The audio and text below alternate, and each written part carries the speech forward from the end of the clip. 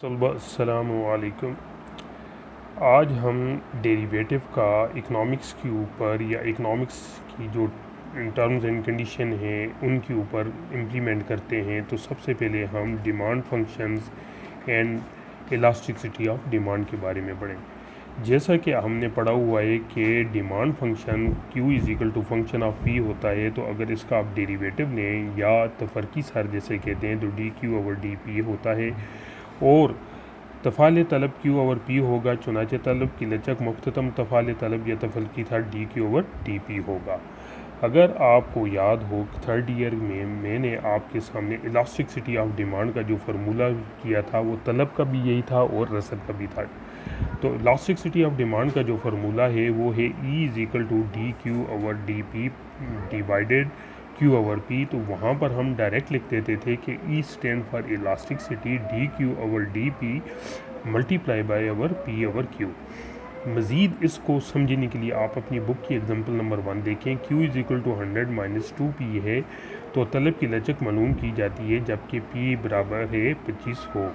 तो सबसे पहले Q में P की प्राइसेस पुट करेंगे तो हमारे पास क्या आ जाएगी, क्वांटिटी आ जाएगी। अब आपने क्या अमल करना है कि Q की इक्वेशन 100 माइनस 2P है तो Q का derivative with respect to P लें तो हमारे पास क्या आ जाता है, -2। सो इलास्टिसिटी ऑफ डिमांड का जो फार्मूला था E is equal to dQ/dP divided by Q over P, इसमें पुट करें और इसको सिंप्लीफाई करें तो हमारे पास जो -1 आता है तो इसका मतलब ये है कि माइनस को नज़रअंदाज कर दिया जाए तो E इज़ इक्वल टू 1 यानी इलास्टिसिटी 1 के बराबर होती है। तो अज़ीज़ तलबा ये एक इंतहाई इम्पोर्टेंट एग्जांपल्स हैं जो मैं डिस्कस आपके सामने कर रहा हूँ।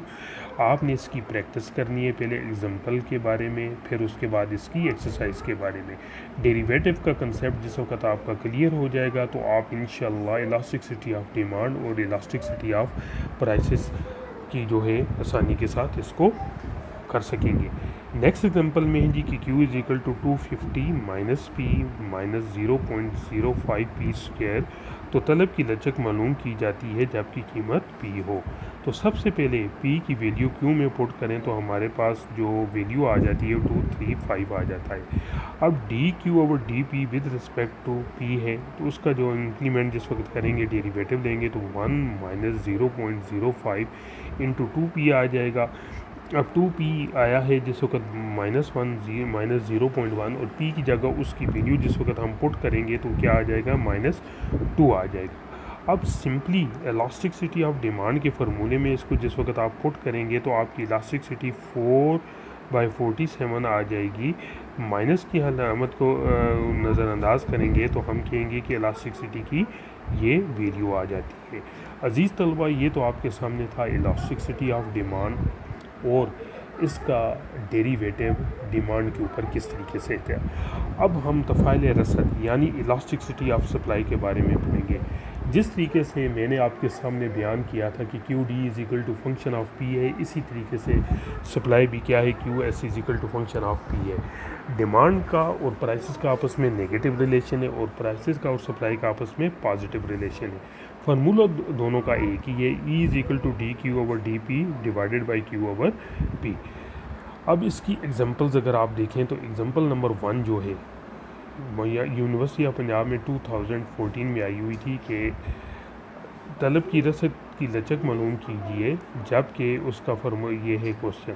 अब आपने P की वैल्यू इसमें पुट की है जी, यानी पहले 10 पुट की है फिर 20 पुट करनी है तो आपके पास इलास्टिसिटी ऑफ सप्लाई जो QS का फंक्शन है 200 plus 4P plus 0.1 P square, इसका derivative with respect to P लें तो आपके पास जो इक्वेशंस आएगी वो 4 प्लस 0.2 P है और उसके बाद P की आप वैल्यू पुट करें तो आप इलास्टिसिटी ऑफ सप्लाई को फाइंड आउट कर सकते हैं। इसी तरह P20 भी इसी में रखकर आप इलास्टिसिटी का जो सिंपल सा डेरिवेटिव है वो लें तो आप आसानी के साथ ये सारा क्वेश्चन हल कर सकते हैं। अजीज़ तलबा एग्जांपल रीड करने का या मैं आपके सामने इसको इसलिए पेश कर रहा हूँ कि ये अगर आप प्रैक्टिस करें तो आप आसानी के साथ इलास्टिसिटी ऑफ डिमांड और इलास्टिसिटी ऑफ सप्लाई का जो फार्मूले हैं उनका जो इतलाक़ है उसको आसानी के साथ ड्राइव कर सकते हैं। अब मज़ीद आगे की तरफ चलते हैं। कहता है कि तलब की लचक और रसद की लचक की कुछ मज़ीद मिसालें हैं, ये थोड़ा सा डिटेल के साथ। मसलन एक फंक्शन दिया गया है Q is equal to 300 minus 3p minus 0.2p square. अगर p की वैल्यू गिवन हो या p की वैल्यू जो 30 है, इसको इसमें पुट करें तो क्वांटिटी आती है। फिर उसके बाद elasticity of demand with respect to P लें तो जो इक्वेशन जो आपके सामने बनती है, तो आखिर में आप उसमें रख कर अगर माइनस का आंसर आता है तो उसको नज़रअंदाज करके आप कह सकते हैं कि तलब की लचक या रसद की लचक की वैल्यू क्या है। इसी तरीके से एग्जांपल नंबर 2 है, उसमें भी ये कीमत आप रख के इसको फाइंड आउट कर सकते हैं। अज़ीज़ तलबा, ये आपके सामने बहुत सारी एग्जांपल्स हैं जो एग्जामिनेशन पॉइंट ऑफ व्यू से बहुत ही इंपॉर्टेंट हैं। आप कम से कम एक दफ़ा घर में इनको देकर प्रैक्टिस करें। फार्मूला आपको याद होना चाहिए कि इलास्टिसिटी ऑफ डिमांड और इलास्टिसिटी ऑफ सप्लाई का सेम फार्मूला है, ठीक है जी। उसके बाद आप इसको आसानी के साथ हल कर सकते हैं। अब मिसाल के तौर पर एग्जांपल नंबर जो 5 है, ये एग्जामिनेशन पॉइंट ऑफ व्यू से बहुत इंपॉर्टेंट है। ये किस तरीके से है कि पहले आपके पास p है, आपने x के लिहाज से इसको रीअरेंज करना है और इक्वेशन डेवलप करनी है, जो कि हमारे पास 10/p-3 आई है, ठीक है जी। इससे आपको पता चल जाता है ये सप्लाई की इक्वेशन है, और इसके बाद इसकी वैल्यू को पुट करके आप इलास्टिसिटी ऑफ सप्लाई भी मालूम कर सकते हैं, पी भी मालूम कर सकते हैं, और आप ये दे सकते हैं कि किस तरीके से हमारी जो इलास्टिसिटी आई है उसकी वैल्यू लेस दैन 1 आ जाती है। अज़ीज़ तलबा, ये इसी तरह के बहुत सारे आपकी एग्जांपल्स मिलेंगी जो मुख्तलिफ़ सालों में मुख्तलिफ़ पेपर्स में बारहा आ चुकी हैं। मैं उम्मीद करता हूँ कम से कम ये गाइडलाइन जो मैं आपको दे रहा हूँ, अगर आपने इन एग्जांपल्स को फॉलो किया तो इंशाल्लाह आप इलास्टिसिटी ऑफ डिमांड से रिलेटेड जितनी भी क्वेश्चन आएंगे या सप्लाई से रिलेटेड जितनी भी क्वेश्चन आएंगे, आप आसानी से उनको फाइंड आउट कर सकेंगे और उनका सोल्यूशन निकाल सकेंगे। अब मैं आपके सामने एक क्वेश्चन दिखाना चाहता हूँ जो कि पंजाब यूनिवर्सिटी के पेपर में बहुत दफ़ा आ चुका है। जिस तरीके से हमने ये पूरा ऊपर की देखा है कि एग्जांपल नंबर 3 है, इससे रिलेटेड आप ये जो है यूनिवर्सिटी ऑफ पंजाब का एग्जांपल नंबर 13, ये इसकी कुछ पिक्स इतनी क्लियर नहीं आ रही है, तो कम से कम इसको आपने सॉल्व करना है। तलब की लचक वो कह रहा है मालूम करें, तफ़ाल तलब बनाकर आपने इसको बताना है और फिर किस तरीके से इसकी लचक मालूम करना है।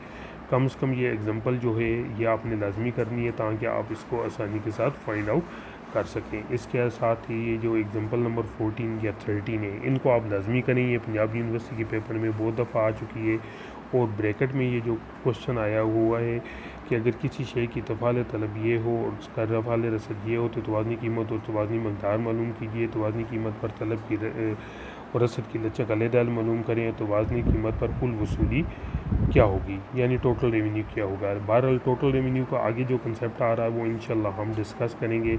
यहाँ तक आपने कम से कम इलास्टिसिटी ऑफ डिमांड और इलास्टिसिटी ऑफ सप्लाई की जो न्यूमेरिकल हैं उनको एग्जांपल समेत करना है, ताकि आपको इलास्टिसिटी का कंसेप्ट, उसके ऊपर डेरिवेटिव्स का इतलाक और जो फार्मूले हैं इलास्टिसिटी का D Q over D Q divided by P over Q जो है उसके बारे में पता होना चाहिए।